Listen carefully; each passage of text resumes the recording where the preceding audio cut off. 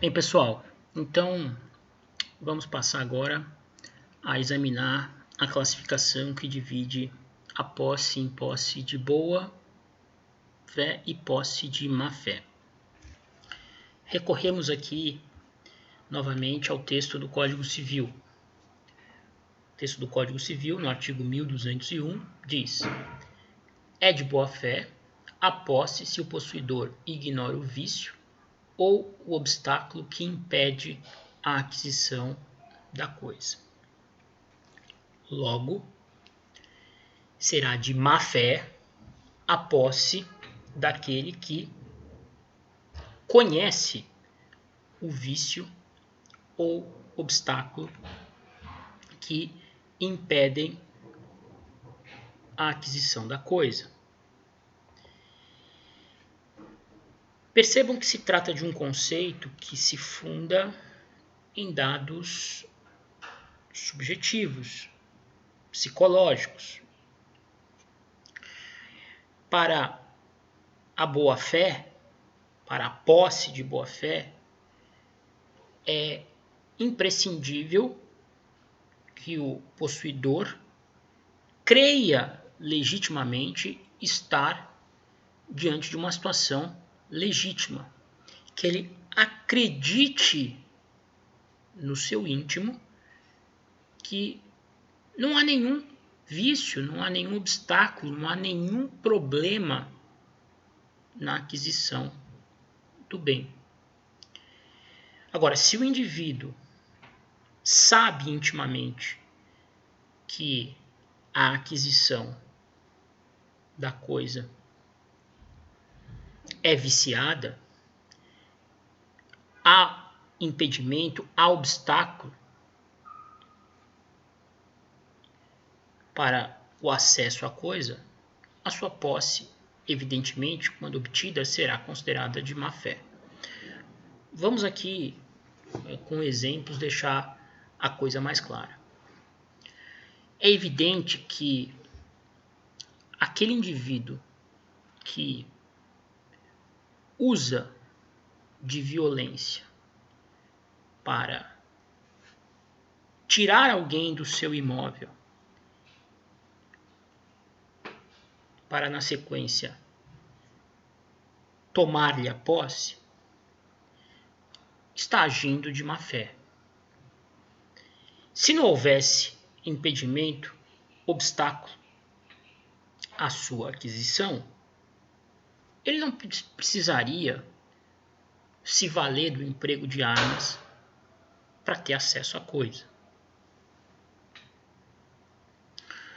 O sujeito que sabe que um determinado imóvel está vazio porque o dono não o frequenta há muito tempo, dono que não renunciou a qualquer direito sobre a coisa, tanto que a mantém conservada. Se um sujeito sabe dessa situação e ainda assim, no meio da noite, resolve pular o muro e se instalar no bem, a fim de, com o passar do tempo, tornar pública a sua ocupação e, a partir daí, usufruir de todas as comodidades do imóvel,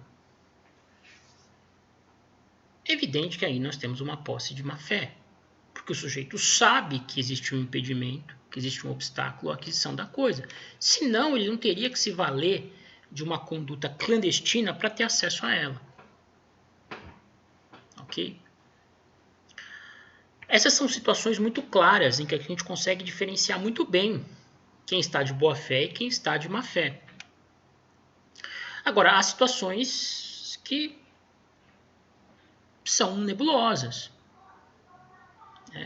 Imaginem, por exemplo, aí no litoral norte, onde existem muitos terrenos, muitos bairros que não estão regularizados do ponto de vista registrário.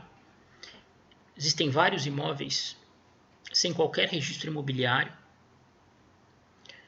O sujeito, vamos imaginar, toma a posse de forma violenta de uma família, vamos dar nome, o André toma de forma violenta um lote no qual existe uma casa erguida da família do João, e depois de algum tempo oferece ao José, que desconhece, ou pelo menos finge desconhecer, a forma como o André obteve a coisa, e por meio de um contrato celebrado à frente de testemunhas, com firmas reconhecidas, transmite os direitos possessórios, a posse que ele tem sobre a coisa, para o José.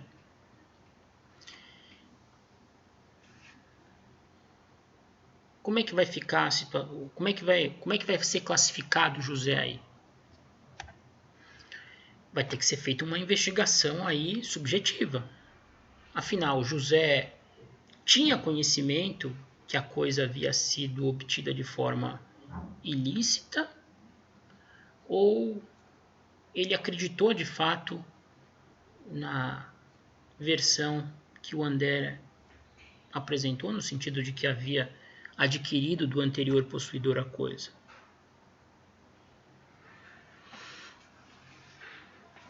A depender do que for apurado,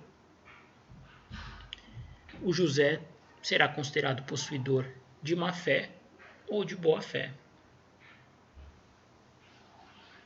Por exemplo, se ele for considerado possuidor de boa fé, contra ele não caberá ação possessória movida por quem foi vítima da atuação do André, do vendedor do lote. Nós vimos. Aliás, nós vamos ver mais à frente, desculpem. Se estiver de má fé, quem foi vítima do André, do vendedor do lote, ao José, poderá mover uma ação possessória contra o José. Vocês perceberão, ao longo das próximas aulas, que, evidentemente, a lei confere um tratamento muito mais suave, muito mais benevolente para o terceiro de boa-fé, quando é feita a comparação com o terceiro de má-fé. Por exemplo, quem adquire a coisa de boa-fé e eventualmente vem a perdê-la numa ação movida pelo proprietário ou anterior possuidor da coisa, tem direito por lei de ser indenizado das benfeitorias necessárias e úteis que houver introduzido na coisa, e inclusive exercer o direito de retenção sobre o bem enquanto essas benfeitorias não forem indenizadas. Já aquele que adquiriu a coisa de má fé, sabendo que havia um impedimento, um obstáculo à aquisição lícita da coisa, não terá direito a ser indenizado de qualquer benfeitoria, seja necessária, seja útil, introduzida na coisa. Então, há vantagens concretas, reais, criadas, estabelecidas pela lei, em favor do possuidor de boa-fé, em detrimento do possuidor de má-fé. Agora, uma coisa importante, né? Isso vale tanto para a posse injusta, que nós tratamos há pouco, como para a posse de má-fé. Uma posse sendo injusta ou de má-fé, ela não deixa de ser posse. E sendo posse, mesmo injusta ou de má-fé, o seu possuidor vai gozar de algum grau de proteção do ordenamento jurídico. Por exemplo, naquele caso da casa de praia, né, de minha propriedade, que é invadida pelo João e pela família, e posteriormente tomada por meio de atos violentos por dois indivíduos. A posse do João e da família, indubitavelmente, é uma posse de má fé, né? Porque ela foi obtida com o João e a família sabendo que havia um vício, um impedimento, um obstáculo à aquisição do bem. Tanto que eles empregaram conduta clandestina para ter acesso à coisa. No entanto, uma vez vítimas de uma atuação ilegítima de terceiros, no caso os dois indivíduos que os expulsaram do imóvel, a despeito de terem uma posse de má fé, eles têm proteção do ordenamento jurídico. Em relação ao terceiro, a posse deles, João e família, será considerada justa. E eles terão o direito de reaver o imóvel dos terceiros que agiram de maneira violenta e os privaram do poder que até então exerciam sobre a coisa. Então, assim, isso é muito importante que fique claro. Mesmo sendo de má fé, mesmo sendo injusta, a posse sempre gozará de algum grau de proteção. É evidente que a posse justa, a posse de boa fé, elas terão uma proteção mais reforçada do ordenamento jurídico. Terão uma proteção maior do ordenamento jurídico. Mas isso não significa que a posse de má fé e a posse injusta fiquem completamente desprotegidas. Algum grau de proteção os titulares dessas posses vão ter, ok? Isso é importante deixar claro para que não haja dúvidas. Bom, vamos seguir. Qual a relevância dessa classificação de posse de boa-fé e de má-fé? Como dito há pouco, o possuidor de boa-fé goza de uma série de direitos que não são igualmente garantidos ao possuidor de má-fé.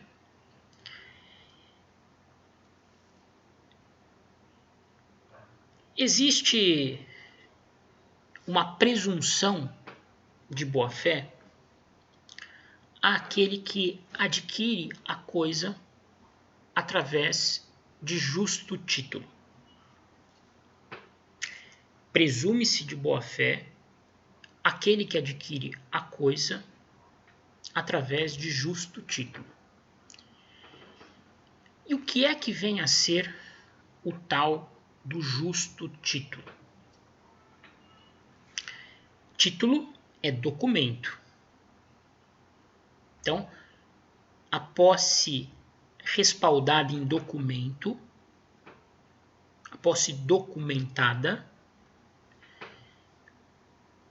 goza de uma presunção de boa-fé. Mas vejam, não é também qualquer documento. Justo título é o documento que seria hábil para transferir o domínio e a posse se não contivesse algum vício impeditivo dessa transmissão. Então, o título é o documento que seria hábil para a transferência do domínio e a posse se não fosse a presença de um vício impeditivo dessa transmissão. Por exemplo, um testamento nulo. O sujeito tinha um tio que faleceu e, após o falecimento, durante o processo sucessório,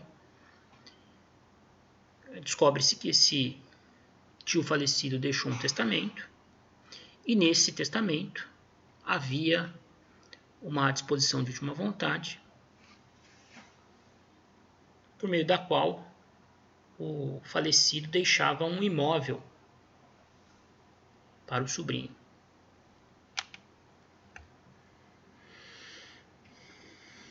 Então, por força desse testamento, que é um título apto à transmissão da propriedade e da posse daquele determinado imóvel, o sobrinho tornou-se proprietário do imóvel. Ocorre que os familiares mais próximos, os filhos desse cidadão que morreu, indignados com o fato do pai haver beneficiado um sobrinho em detrimento deles, em relação àquele imóvel, que era um imóvel de grande valor, resolvem investigar a maneira como aquele testamento foi feito. E aí descobrem que durante a realização do testamento se descumpriu uma formalidade exigida pela lei civil, que vocês vão estudar no ano que vem, no direito das sucessões, que compromete a própria vasilidade daquele documento. Bem, o que acontece nesse caso? Os filhos ingressam com uma ação para anular o testamento. E, anulando o testamento, evidentemente que a herança deixada para o sobrinho fica automaticamente comprometida. Imaginem que essa ação tramite e o juiz que a presida repute que de fato o testamento era viciado. Julga procedente a demanda, declara a nulidade do testamento e com isso o sobrinho que recebeu o imóvel é obrigado a devolvê-lo. E aí? Evidentemente que o sobrinho adquiriu a posse do imóvel, que lhe foi transferido imediatamente após a abertura do testamento, por força da disposição de última vontade, de boa fé, imaginando que não haveria nenhum vício no testamento, nenhum problema que impedisse a transmissão da posse e a propriedade em seu favor. Se esse vício, obstáculo, é descoberto no momento posterior, é evidente que isso não compromete a sua boa-fé original.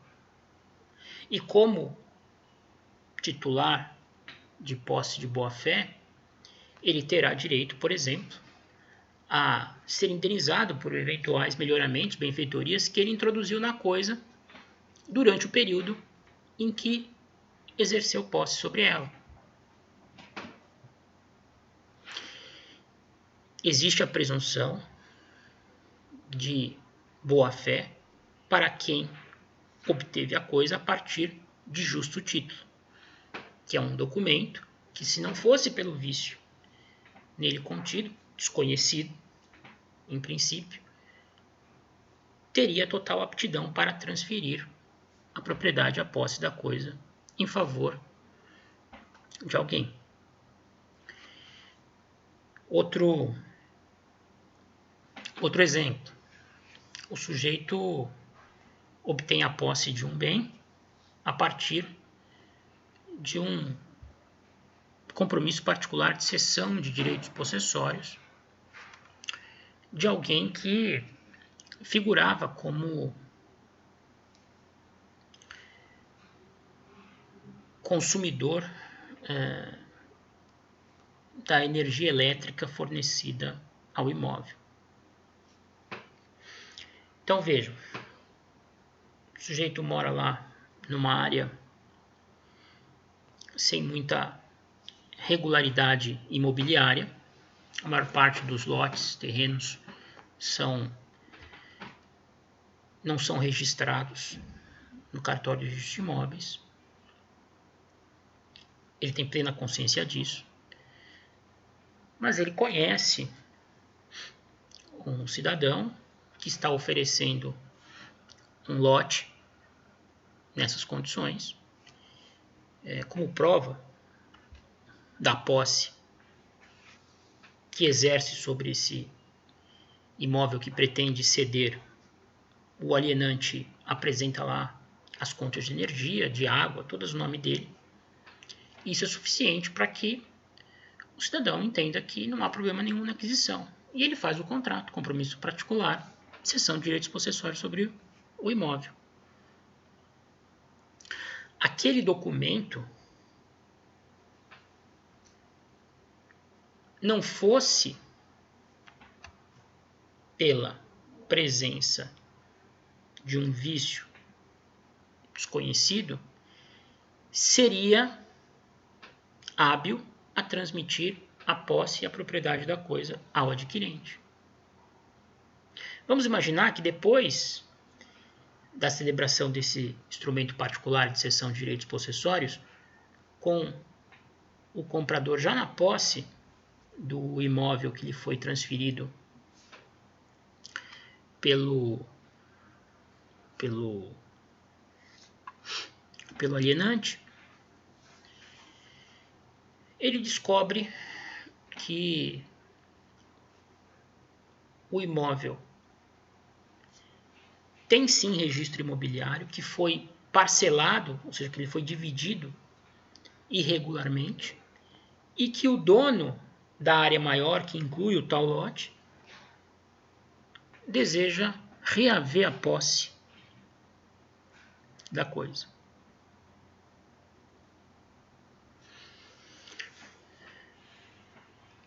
A existência do título que foi firmado com quem tinha aparentemente a posse da coisa de fato, porque apresentou contas de consumo de energia e de água, firma a presunção de boa-fé para o adquirente. Ou seja, se esse adquirente tiver introduzido alguma benfeitoria, alguma melhoria no imóvel, mesmo que ele venha a perder a posse para o dono da coisa, no futuro, numa ação futura, ele tem direito de ser indenizado pelo que ele gastou para a consecução dessas benfeitorias necessárias e úteis, e até mesmo o direito de reter a coisa consigo enquanto não receber a indenização. Isso em função da presunção de boa-fé decorrente do justo título que ele possui. Agora vejam, não significa que todo aquele que não tem título é considerado possuidor de má-fé. Mas quem tem posse nos dias de hoje, sem qualquer documento que respalde a sua aquisição, vai ter dificuldades para demonstrar a sua boa-fé. Porque o mínimo nos dias de hoje que se exige para a demonstração de boa-fé é a apresentação de algum documento, de algum título, que respalde o poder que o indivíduo exerce sobre a coisa. Nos dias de hoje, é muito difícil imaginar que alguém exerce de boa-fé posse sobre um bem em relação ao qual não possui nenhuma espécie de documento respaldando a aquisição. Então, assim, fica difícil a prova da boa-fé quando não se há título. Tá? A boa-fé também vai gerar para o titular da posse benefícios em relação, por exemplo, ao uso capião. Né? O prazo de posse exigido daquele que pretende usucapiar determinado imóvel será menor se ela for de boa fé. Então, enquanto o possuidor de má fé terá de provar 15 anos de posse ininterrupta e sem oposição para pleitear a uso capião do bem imóvel, o possuidor de boa-fé somente precisará preencher 10 anos de exercício de posse ininterrupta e sem oposição. Interrupta sem oposição em caráter contínuo, né? Enfim, há uma série de vantagens que a lei estabelece em favor do possuidor de boa-fé que nós vamos estudar aí ao longo das próximas aulas. Agora, para terminar, é importante comentar o artigo 1202, né, do Código Civil. Diz lá o 1202. A posse de boa-fé só perde este caráter no caso e desde o momento em que as circunstâncias façam presumir que o possuidor não ignora que possui indevidamente. Então, vejam, de acordo com o artigo 1202, é possível que a posse de boa-fé transforme-se em posse de má-fé. Isto a partir do momento em que o possuidor toma conhecimento do vício que impede a aquisição da coisa. Vamos voltar ao exemplo lá do sobrinho que recebeu o imóvel por força do testamento deixado pelo falecido tio, né? Testamento que posteriormente teve a sua nulidade reconhecida em ação judicial movida pelos herdeiros necessários, pelos filhos. O que acontece nesse caso aqui? A posse obtida pelo sobrinho, a partir da abertura do testamento, inegavelmente foi adquirida de boa-fé. Há um documento que seria capaz de operar a transmissão da posse da propriedade desse imóvel se não fosse o vício que foi posteriormente descoberto pelos filhos, pelos herdeiros necessários. Então vejam, a partir do momento em que o sobrinho recebe a coisa, ele é considerado possuidor de boa-fé. Agora, essa boa-fé ela vai perdurar ao longo do tempo. Agora, uma vez anulado, invalidado o testamento, os filhos poderão ingressar com uma ação para reivindicar a coisa desse sobrinho,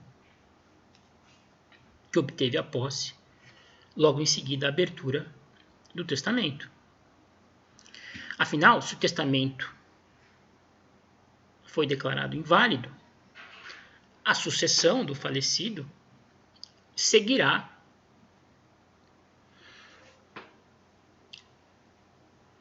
a ordem de vocação hereditária. Automaticamente herdarão os seus bens os herdeiros necessários, a totalidade dos seus bens, o patrimônio, todos os herdeiros necessários. Porque quando não há testamento, a herança vai imediatamente para os herdeiros necessários, os descendentes. Com base nisso, os descendentes vão ingressar com uma ação judicial para reivindicar a devolução do imóvel por parte daquele sobrinho que foi beneficiado pelo testamento invalidado. A partir do momento em que esse sobrinho é citado na ação promovida pelos herdeiros necessários, tomando ciência da pretensão e do fato de que o testamento não foi considerado válido, a sua posse, que inicialmente havia sido obtida de boa-fé, converte-se imediatamente em posse de má-fé. Porque a partir do momento em que é citado para essa ação reivindicatória promovida pelos herdeiros necessários, inequivocamente, o sobrinho, réu da ação, passa a ter ciência do obstáculo, do vício que impede a sua aquisição. E qual é a repercussão prática disso? Vamos imaginar que o indivíduo, logo depois que recebeu o imóvel por força do testamento, acreditando que o testamento era legítimo, jamais seria objeto de invalidação, tenha promovido uma série de reformas na coisa. Vamos imaginar, era um imóvel, uma casa de praia, que já estava meio judiada, mas ele, o sobrinho, tendo-a recebido pelo testamento, resolveu reformá-la completamente. Trocou toda a fiação, pintou todo o imóvel, fez uma série de melhorias, construiu um abrigo para os carros, enfim.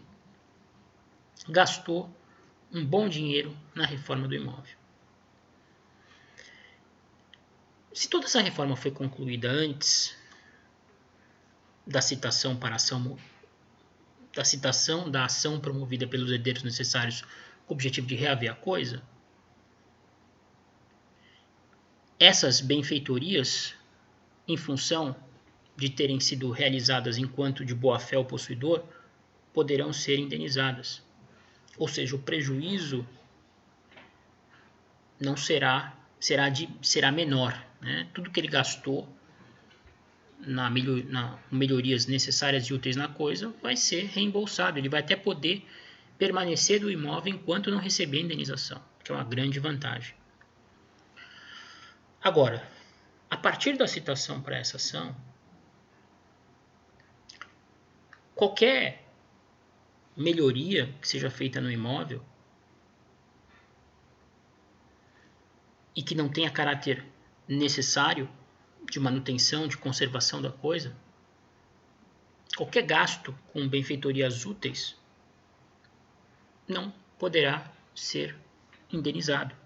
Porque a partir da citação, aquela boa-fé inicial converteu-se em má-fé. E o possuidor de má-fé não tem direito de receber indenização por benfeitorias úteis. Pode até receber por necessárias, mas em relação às necessárias também não poderá exercer direito de retenção da coisa, que é algo que nós vamos estudar mais à frente. Então, percebam a importância da regra do artigo 1202, que permite que a boa-fé inicial se converta em má-fé a partir do momento em que tem-se o inequívoco conhecimento do obstáculo do vício pelo possuidor. Vejam, eu utilizei como marco de inequívoca ciência do possuidor, do vício, do obstáculo que impede a sua aquisição, a citação para a ação em que terceiros pretendem reaver a coisa. Normalmente é a citação que é utilizada como marco definidor dessa transformação da boa-fé em má-fé. Porém, nada impede que essa transformação tenha ocorrido anteriormente à citação.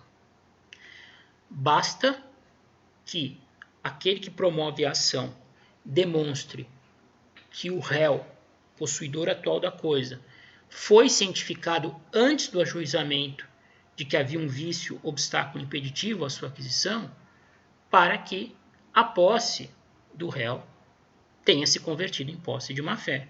Então, se nesse caso aí dos herdeiros necessários, antes de promoverem a ação,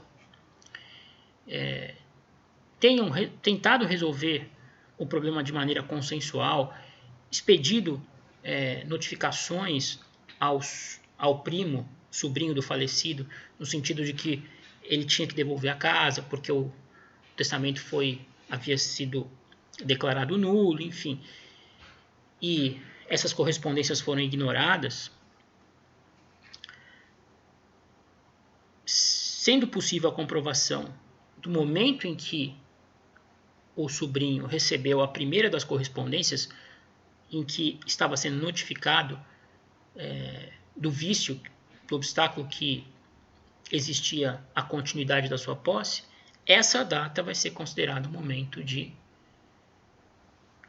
conversão da boa-fé em má-fé. Ok, gente? Bem, com isso nós terminamos também esse tema, posse de boa-fé e de má-fé. Vai ficar para a próxima aula as classificações aí finais da posse, posse nova e posse velha, a posse natural e posse civil, e a posse ad interdita e as de uso capione. Ok? Um abraço a todos, estou aí disponível para quaisquer dúvidas.